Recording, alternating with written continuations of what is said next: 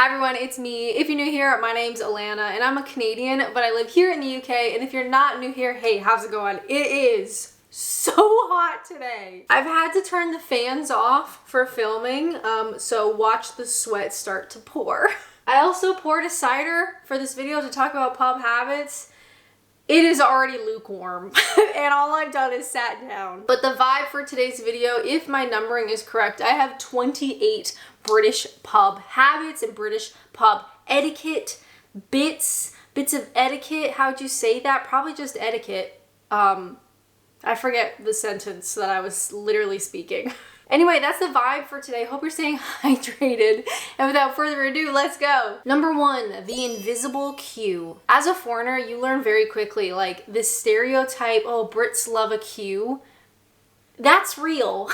And just because you can't see the queue doesn't mean it's not there. The same is true for places like a bus stop. There's not gonna be like a physical line typically, but there is a non-physical line. There is a queue there. People know if you cut it. Personally, I love it. There's always like an order to things. Even if it's not like a formal line, there is an order.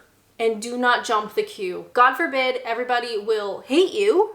Everybody in the queue will hate you, or somebody will tut at the back of your head. And honestly, I think that's worse. Number two, buying rounds. The concept is simple, but there definitely is like a little bit of a panic when you realize like there's 8 of us and we are now financially tied together for the next 4 hours. And you can't just casually leave when your round is next, because that is so rude.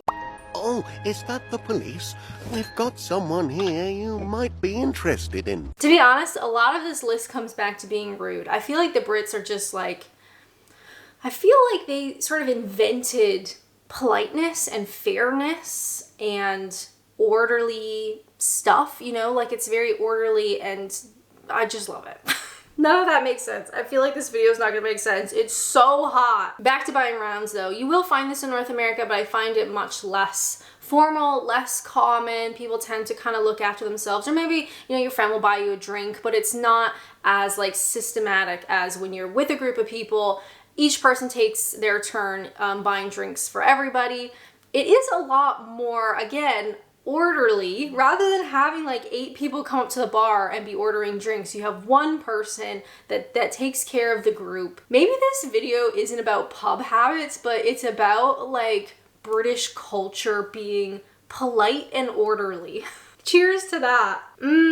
Warm. Number 3, crisps, please. Try saying that 5 times fast. I always love it that when you're at a pub and you want to buy some crisps, they're displayed behind the bar, almost like you're at a pharmacy. And the flavors are typically extremely British. As a crisp, can I say crisp connoisseur? Because I just did. Super British flavors like roast beef, pickled onion, prawn cocktail. And I also love if people do get crisps and you're not, you know, you're at a table and they'll open them up, like they'll open the packet and it becomes like a sharing platter of crisps.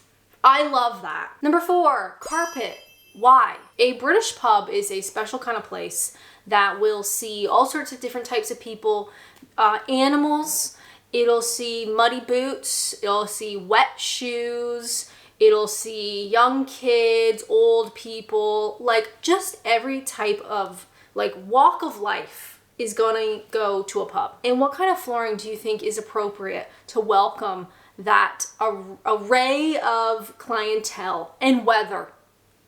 Why not carpet? I have seen so many pub carpets that I can't even begin to understand what it's absorbed, from like Guinness to muddy paws to like stale strongbow dark fruits, you know, the purple one. But weirdly, a carpeted pub is somehow infinitely more cozy. You just have to get over the fact that it's absorbed literally everything. And with that, number 5, the pub dog. Now there's 2 different types of pub dog. The first one is the landlord's dog. I love these types of pubs when you go in and it's like everybody knows the dog's name, even if they don't know the landlord's name. And the landlord dog is always like the most comfortable. It's usually like sleeping somewhere in the middle of the floor and everybody is like walking around it and it has no cares. I just absolutely love it. On the flip side, you have like the patron dog, the dog that comes in with the customer. I love this. I love dogs. I love that pubs, I was gonna say all pubs let dogs in. Probably not all pubs, but I've never been to a pub that has refused a dog. And that is something about British culture that I absolutely love, that dogs are so tied into the culture. They're like an accepted family member. You're going to the pub, your dog's going to the pub, and it'll be great. Even though North America, I would say, is very like dog friendly culture, like a lot of people have dogs, a lot of people like dogs. Even still, I think you would be very hard pressed to find a business that has a bunch of dogs inside. Like a cafe, a bar. You're certainly not taking a dog to a bar. It's just not very common. It's not really acceptable. But here, if I go into a pub and there's a dog, I am immediately going to be staying so much longer. Number 6, we have the baby. If not a dog, there's a baby. Not my preference. Personally, I think in some countries bringing a baby to what is technically a alcoholic drinking establishment probably feels quite weird. But here in the UK, again, it's like if you're going to the pub, your baby's going too. Bring the dog, bring everybody. Bring grandma. The benefit of a British pub is that it has much more of like a community living room feel than what I would associate the equivalent of like a bar in North America, right? It's very adult, it's very drinking, cocktail, fancy, like maybe you're out trying to meet somebody. But here in like the UK, which you could do that at a pub, to be fair. But in my mind, at the heart of it, a British pub is very much a community living room. And you bring your dog and you bring your baby and everybody walks on the carpet. And it's just very cozy. Number 7, let's call this one, have you booked? If your pub does food, which not all of them do, but if your pub does food, more than likely there's gonna be a Sunday roast. But my God, you better book ahead. I actually messed up last year, maybe the year before. My mom comes to visit me at Christmas and I didn't really want to cook that night. I thought, well, we'll probably just go out. We'll go to a pub somewhere. And all of them were full because I didn't book ahead, which was a rookie mistake. That was my fault. How disappointing, you know, when you're getting ready for a roast and then you're not having one. But if your pub does a good Sunday roast, because just like not all pubs are equal, not all Sunday roasts are equal, right? We've all had one that was a bit grim. But if your local does a good Sunday roast, hold on with both hands. And you better visit them and spend your money there and keep them open. That's like your civic duty. Number 8, wow, the sweat has started to really kick in. Number 8, let's call this one the volume shift. If you've ever gone to a pub in the afternoon and you just stay, right? You just, maybe you're eating, maybe not, maybe you're seeing friends that you haven't seen in a really long time, or like you're having a family reunion, but you're at the pub for quite a while, you will see the volume shift. And every pub is different. It'll be at a different time, maybe some later than others, but all of a sudden you'll notice like it's starting to get just a little bit louder. As the pints are flowing, the volume goes up. It'll also depend, like if you're at perhaps like a rougher pub, maybe the volume goes up and there's a bit more like, I want to say roughy tufty. I don't know why I want to say that. It's like a bit rougher, you know, maybe there's like a bit more aggression in the volume change, but just because it's getting louder does not always mean that. You could be at a very cutesy, very like historical, prim and proper pub. The volume's still gonna go up. It doesn't mean that there's like a fight imminent. Number 9, the cat and custard pot. Something I love about British pubs are the names. And my God, when it comes to naming things, British people are either very funny, very creative, very dark, or maybe like a combination of all three. A couple of personal favorites, of course, the cat and custard pot. That one's here in Kent. We also have the Jolly Taxpayer in Portsmouth. How about the Bull and Spectacles from Staffordshire? I also really like the Rusty Bicycle in Oxford, and perhaps my favorite, the Gate Hangs Well in Leicester. A lot of times, especially if it's an older pub, the name actually means something. It's not just like a pub name generator, you know, where you put in like some words and it just spits out something and something. A lot of times the pub names actually mean something, which I love. Again, it's like tying in British pubs, like a cozy British pub, and British history. And keeping that history alive is just A+. Unrelated, but kind of related, but slightly unrelated. The community and I play GeoGuessr sometimes on Twitch. Subtle plug, join me on Twitch every Wednesday night and every Sunday night. It is free to join. I live stream twice a week, but we will play GeoGuessr sometimes, specifically of British pubs. So you start on the map with a British pub in front of you and you gotta figure out where in the UK it is. It's super fun. But if you wanna join in on the live stream community, please consider joining me on Twitch. No worries if not. I'll be there anyway. Number 10, saying goodbye 7 times. British people are professionals when it comes to saying goodbye. I personally love it. I love watching it. I know that's kind of weird, but there's like a real art and dance to it. Right. Shall we? Yeah, okay. Hi, yeah, thank you. Yeah, thank you. It was really nice. Yeah, it was lovely. Yeah, thank you very much. Cheers. Yeah, thanks. Have a great day. Yeah, thank you. Bye. Yeah, take care. Take care. Bye-bye. If you're at the pub with a bunch of people, you don't just say, all right, we better be off. See you later, guys, and walk out. No way. Everybody has a slightly different variation to it, but a lot of times, you know, right, slap your knees, we best be off, you stand up, you say goodbye, you keep talking, you're still drinking, maybe you finish your drink, maybe you take it to the bar, and you come back, and you're saying goodbye, and when we're gonna see you, and yada, yada, yada. Some people might even sit down again because you get stuck in a conversation, and then you get back up, and then you finally leave, and it takes forever, and I love it. And if you're at the pub with a group of people, and you're meant to be catching a train home, you have to start this process so much earlier, otherwise you're gonna miss your train. Number 11, a personal pub lie that I love, just a quick one. This literally does not exist. It might exist in the English language, but the physical act of just a quick one doesn't exist. It's kind of like the pub version of like, oh, I'll just watch one more episode. Number 12, we have pub garden delusion. The second a sliver of sun comes out, it doesn't matter the temperature, people are gonna be in the pub garden and they're gonna be saying, you know what? It's quite a nice day out.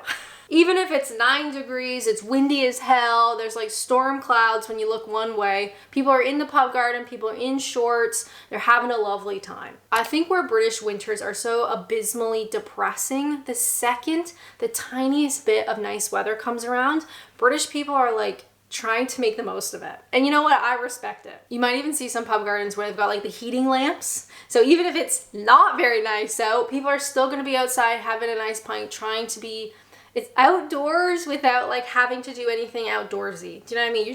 You're drinking outside. Number 13, why so sticky? Yes, if you're British, you know exactly what I'm talking about. The tables, the floors. Why is everything so sticky?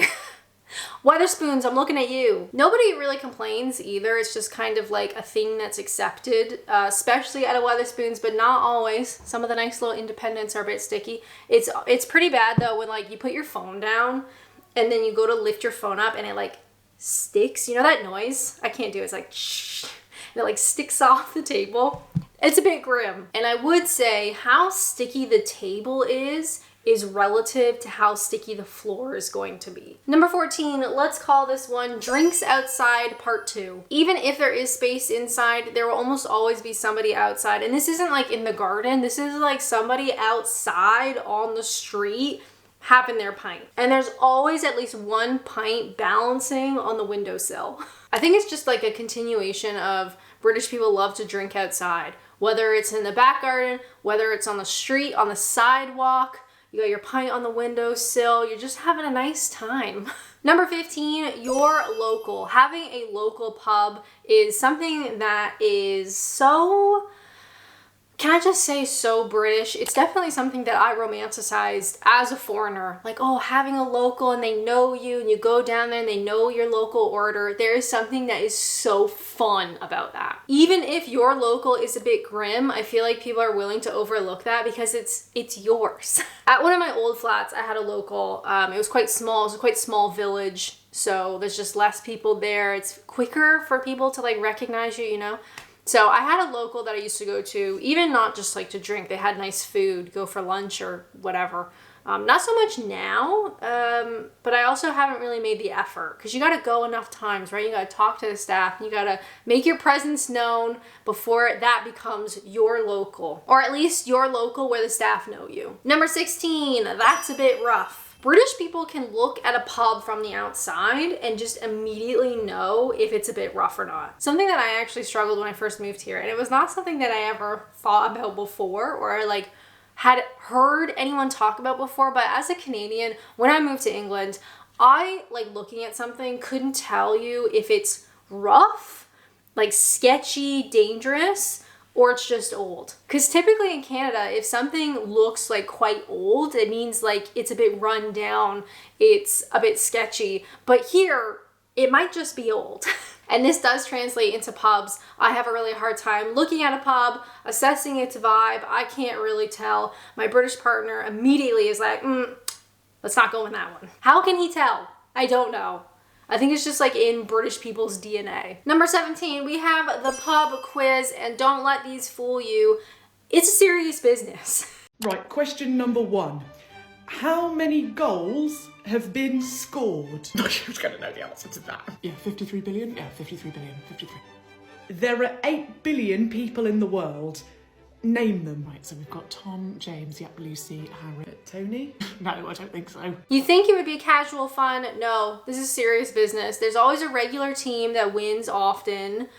God forbid somebody pulls out their phone, even if they're not gonna Google something, but everybody thinks that they're gonna Google something. Absolutely not. That person should be kicked out forever. Banned forever. The prize is usually tiny or perhaps even non-existent, but the competition is very serious. And with that, number 18, quiz team names. Like I mentioned earlier, the Brits are very good at naming things. They're very funny, very dark, very creative, often very punny, and this does translate to pub quiz team names.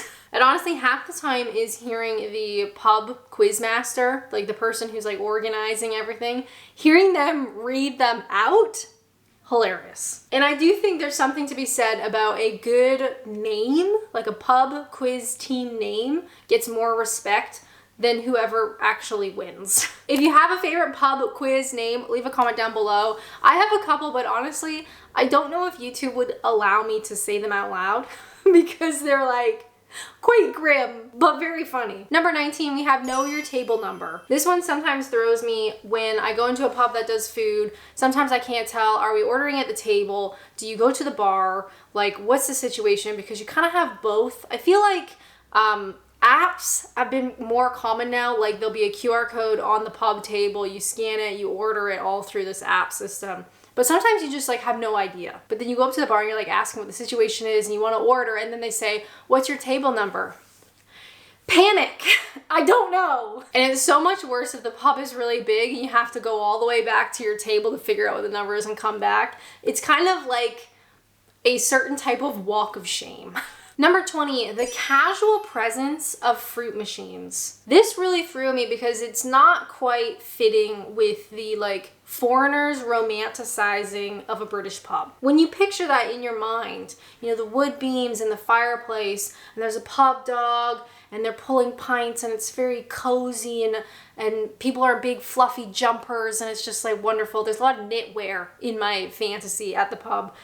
You don't often then picture a fruit machine, but they're usually there. It brings like this strange energy to this cozy pub, but most people don't even notice them. And if you visit a pub at 11 a.m., there's gonna be somebody on that machine, and they have been there because they're about to win for the last 45 minutes. But who are you to judge? Because you're at a pub at 11 a.m. Number 21, the cozy spot. Every pub has a particular section that is just like more desirable than the other spots. Personally, especially in the wintertime, it's gonna be wherever the fireplace is, because usually pubs will put like big like leather or leather adjacent cozy chairs there. And if you go to a pub in the wintertime and they got the fire on and nobody's sitting there, oh my God, sit there as quickly as possible. Number 22, the terrifying pub toilets. One word, Wetherspoons. Wetherspoons has the craziest pub toilet journey that I've ever seen. And it's not just one Weatherspoons. I feel like all of them choose the most random spot to have their toilets. You can't get this at like an independent pub. You have to like walk down a weird hallway and maybe you go down and then you go up again and the stairway is like really narrow and kind of like wonky. That does happen, but I feel like Weatherspoons, like as a whole, it's almost like they choose buildings where they can put weird toilets. Like they choose that building specifically. And it's so awful if you've had a couple of pints. Maybe this pub doesn't serve food, so you got an empty stomach full of pints and you gotta go to the toilet and it's like this odyssey to get there. And then you can't remember how to get back. If my numbering is correct, I think we're on 23. Maybe. And that is pub and community center in one. In North America, you go to a bar. You're going to a bar to drink. You're going to a bar maybe to meet somebody. It's very specific. It's a very specific type of vibe. When you go to a British pub, they're kind of like an all-in-one. I've seen people go and read their book by themselves. It's totally normal. If you're trying to get into like solo activities like me, going to a pub and reading a book, great. Nobody cares. It's very cozy. I've also seen people play like full-on board games. Like some pubs literally have board games that you can go and play. Maybe you're there for food. Maybe you're there for just a hangout. Maybe you're there with work. Maybe you're there with like an employer or something. It's just kind of like an all-around place. So yeah, technically it is a pub, but it's really not just for drinking. Number 24, I want to call this What You Have in Love. I'm so sorry, in my accent that sounds terrible. The bartender calling everyone mate, love, hun, any sort of like that term of endearment really surprised me. As a Canadian, this felt like oddly intimate. I feel like Canadians are very sort of touchy-feely. They love to hug. They're very open about their feelings and stuff. But servers and bartenders are usually not like calling you darling or love or that kind of thing. And having that here was quite surprising. At first, it feels kind of weird. And it's like, I don't know this person. But then when you go someplace and they don't do it, you kind of feel disappointed. It's kind of like if you're on the train or the bus and you really don't want someone to sit next to you and then everybody sits down and nobody chooses to sit next to you and you're like, what's wrong with me? Number 25, this one I'm simply calling so old. It's hard to comprehend a pub, a business, a British business that is older than my country. Let's just let that sink in for a minute. I would say Canadians typically, like in Canada, if something is 100 years old, that's old, that's historic. Something 100 years old in the UK is honestly meaningless. Here in the UK, you can go to a pub that is just unbelievably historic, and I love that, and I really do appreciate British people have really tried to keep that history protected. Keep a lot of these buildings protected. But here you can go to a pub that has seen kings and queens and plagues, and now somebody is ordering a Jaeger bomb. The contrast is just wild. And it's got a carpet. And the carpet is sticky. And the carpet is older than Canada. Number 26, I want to call this, what are you having for tea? And I don't always mean that tea. Sometimes I mean the other tea. Depending where you are in the UK, some people will call dinner tea. And maybe you're going to the pub to get tea, dinner, but not always tea, dinner tea. Sometimes you're going to get actual tea. And actual tea for some people might mean dinner tea. Or maybe both. I always thought I could speak English. Coming from Canada, that speaks technically English. But British English really keeps you humble. But to be completely honest, I've seen multiple people drink actual brewed tea at the pub. So this whole like tea, do you mean tea or do you mean tea? Endlessly confusing. 27, let's talk about the drinking age depends on kind of a lot of things actually. Even with the rise of like low alcohol drinks, I still find like drinking alcohol and drinking at a pub is still very much part of the culture. And what you can and can't do based on your age is super fascinating. So for instance, in England at least, it is illegal to sell alcohol to anyone under 18. Okay, so there's that. But also, 16 and 17-year-olds can consume beer, wine, or cider with a meal in a restaurant or pub, provided they're with an adult and the drink is bought by that adult. But also, it is technically legal for children aged 5 or older to consume alcohol in private, like at home. Incredible. Number 28, everyone knows pub etiquette, but nobody explains it. Where to order, when to pay, where to sit. Nobody explains it. Nobody's gonna hold your hand. It's just something that you kind of have to absorb from experience. British culture and pub culture has honestly 1,000 unwritten rules. And if you do break one, no one's gonna yell at you, no one's gonna fight at you. They might politely notice, which honestly might be worse. Thank you guys so much for watching. I hope you liked this video. If you have a British pub etiquette rule, if you have British pub etiquette that I missed, definitely leave a comment down below. If you would like to watch more, can I suggest this one? I reacted to some crazy Weatherspoons around the UK. Stay cool out there, everyone, as best as you can. I've got literally 4 fans I'm about to turn back on. And stay hydrated, however that looks for you. Maybe it's a pint in a pub garden. Who am I to judge? As always, thank you guys so much for watching, and until next time, bye!